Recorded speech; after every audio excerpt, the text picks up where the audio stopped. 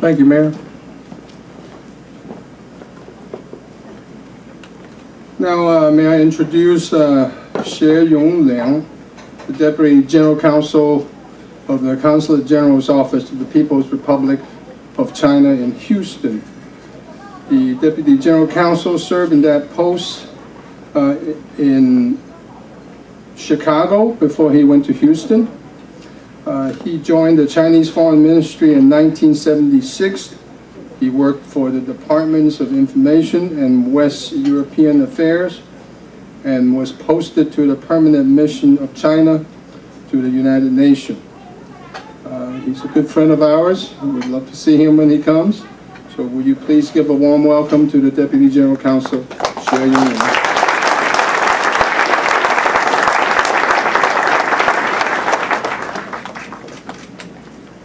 Thank you, Ms. Wang, for your kind introduction.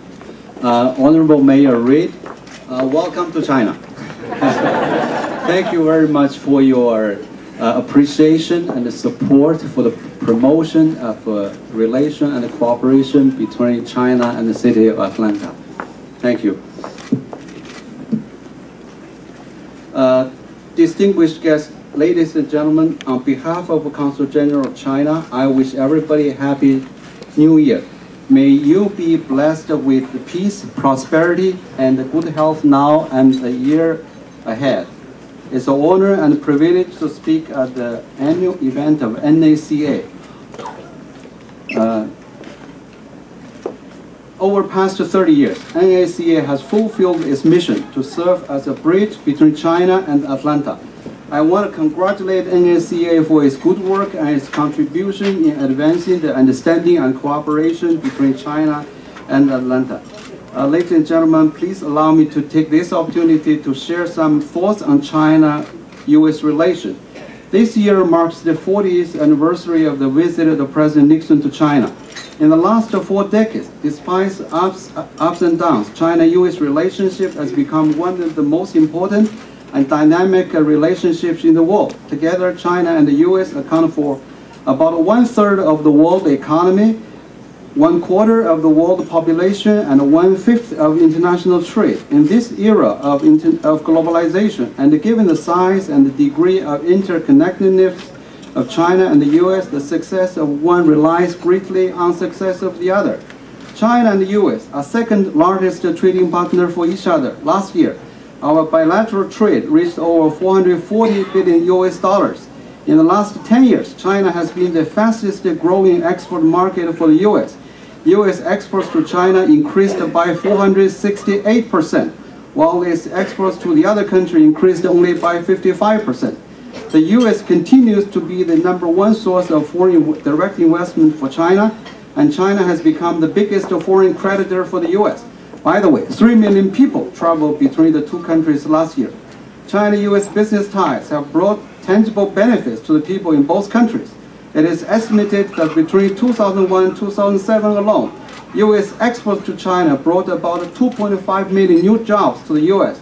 According to the Morgan Stanley report, 4 to 8 million U.S. jobs are closely associated with China-U.S. trade. For example, in 2010, the U.S. toys retail sector employed about 140,000 people. Among this, about 120,000 jobs are created by imports from China. Chinese high-quality yet inexpensive commodities saved a lot of money for American consumers. Over $600 billion in the past 10 years. One study shows that trade with China has boosted economic growth and lowered the inflation rate for the U.S. This means an increase of around $1,000 in real disposable income for every American family each year. In January last year, President Hu Jintao paid a successful state visit to the U.S. Among the many results that came out of the visit, the most meaningful was the shared commitment that President Hu and President Obama have made in the joint statement that the two sides will work together to build a cooperative partnership based on mutual respect and mutual benefit. The two presidents also recognized the wider importance of building a comprehensive and mutually beneficial economic partnership. This has laid the groundwork, and it depends on both sides to work together to make it happen. China is now intensifying efforts to expand domestic demand so that the economy will be driven by consumption, investment, and export in a more balanced way. In the next 5 years, consumption in China will be growing at a fairly fast pace, and the total import is expected to reach more than $8 trillion.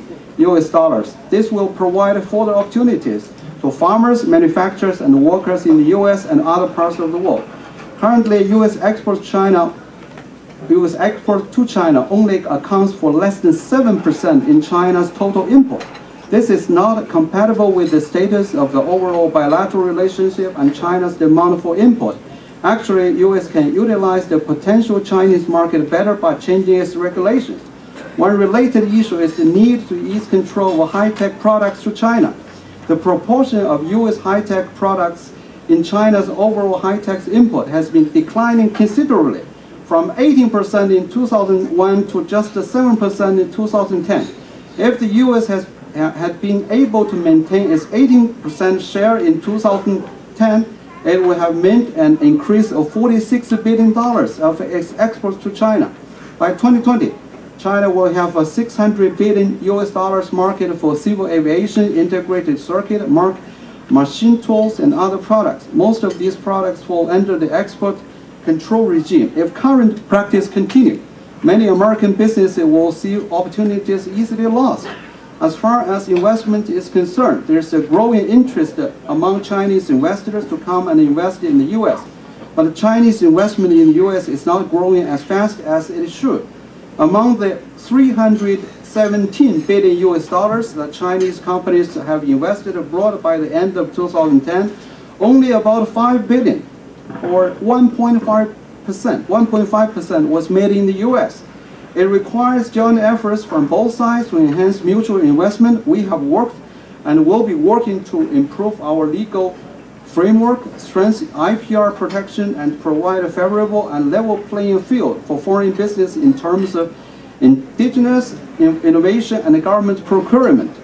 On the part of Chinese investors, they need to know more about U.S. laws, regulations, investment environment, and corporate culture in order to make the right investment decisions. It is important that the U.S. side takes a similar step to provide an open and friendly environment for Chinese investment, which can contribute to the U.S. economy and employment. We need to further enhance subnational cooperation. Local communities are the main players and beneficiaries in China-U.S. economic and trade relations. In the past decade, 47 out of 50 states in the U.S. have seen a 3-digit, in some cases even 4-digit growth in their export to China. There is great potential for subnational cooperation. According to the U.S. Department of Commerce, China is the second largest export market for the state of Georgia and the largest source of imports. In the last decade, Georgia exports to China increased by 632%, while its export to the rest of the world increased only by 80%. Governor Reid visited China last year. Governor Deal with China last year. Mayor Reid is going to visit China this month. Next month, China Trade and Investment Promotion Delegation, a huge delegation, more than 100 people will come to Atlanta to promote the investment. Until now, 15 Chinese enterprises, including Sunny Group, invested in Georgia, and we are expecting more on the way. China and U.S. economic and trade relationship is so big and expanding so fast that it is only normal to have problems. These economic problems should be addressed as economic problems through such dialogue and consultation mechanisms as the Strategic and Economic Dialogue and the Joint Commission on Commerce and Trade. We recognize that there is trade imbalance between China and the U.S. The trade imbalance is caused by a combination of factors, including the structured trade and investment differences, divergent patterns of saving and consumption, and the international division of labor, rather than an issue of the RMB exchange rate. In fact, the RMB has appreciated by nearly 30% since July 2005. However, between 2005 and 2011, the U.S. unemployment rate increased from 5% to 9%. This proves that RMB appreciation alone will not help to reduce the unemployment rate in the U.S. Facts have shown that the managed floating exchange rate regime based on market supply and demand with reference to a basket of currencies is in line with China's realities and is conducive to international economic and financial stability and development.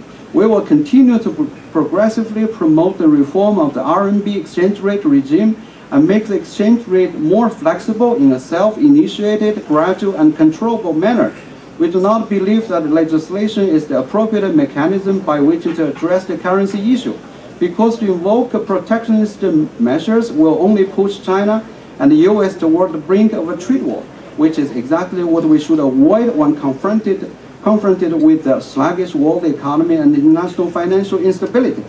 China and the US are working closely on many important regional and global issues, from traditional security and development areas to newly emerging issues such as anti-terrorism, non-proliferation, climate change, energy and environmental protection.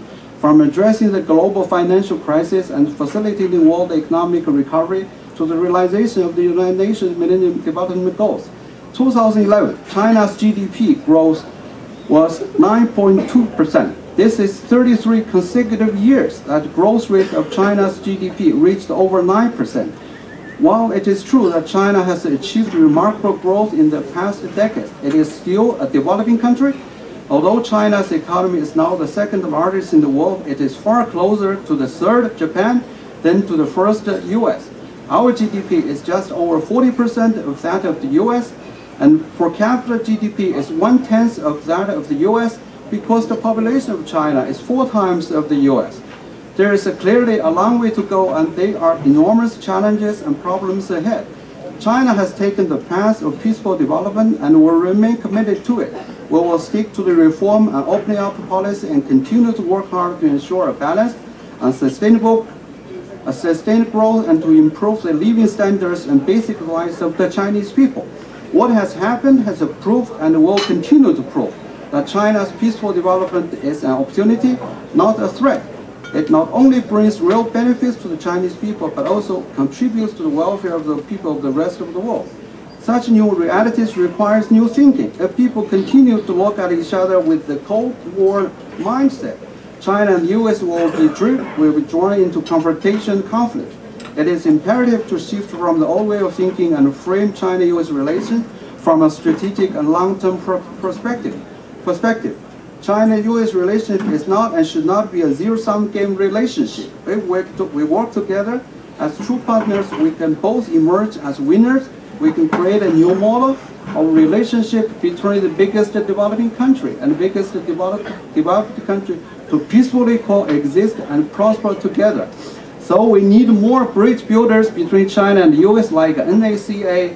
We appreciate it and thank you for your hard work and contribution. If there's anything our Consul General could assist you in this regard, we are more than happy to do so. Let's do it together. Thank you very much for listening.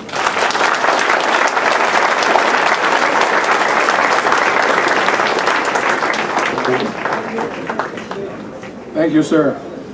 All right, you know what? These programs can't happen without our sponsors and corporate supporters. So we'd like to acknowledge our supporters and sponsors for this evening. Please, if I call your name, if you're at that company's table, will you all please stand? Let's everybody hold their applause until I finish calling everybody. Okay, so if I call your company's name, you're at that table, stand up. If you're not at